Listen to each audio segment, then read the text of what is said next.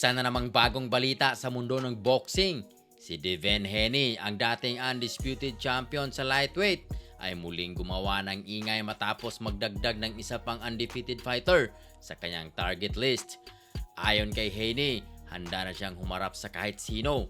Kamakailan lang umakyat si Haney sa welterweight division para maghanap ng mas malalaking laban.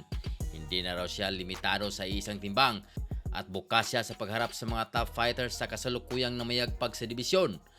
Matatandaan na nagkaroon na ng laban si Haney sa parehong lightweight at super lightweight at ngayon target niyang patunayan na kaya pa rin niyang mangibabaw kahit sa mas mabigat na timbang. Isa sa mga pangalan na inuugnay sa kanya ay ang posibleng rematch kay Ryan Garcia na inaasahang mangyayari sa April 2026. May usap-usapan din tungkol sa unification fights laban kina Rolando Romero at Lewis Crocker na parehong kasulukuyang kampiyon sa welterweight.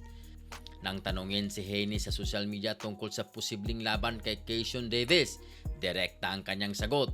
Sinabi ni Haney na ang negosyo ang inuuna niya at handa siyang harapin ang kahit sino mang nasa listahan niya. I'm waiting to see what I do with Jermall Ortiz. You're on the list. We can get it on. Sa ngayon, nakatakdang harapin ni Keishon Davis si Jamaine Ortiz sa Madison Square Garden sa New York. Ito ang unang laban ni Davis sa super lightweight matapos mawala ng title shot sa lightweight. Samantala, patuloy ang mga balita na maaring lumipat si Haney sa welterweight ng tuluyan.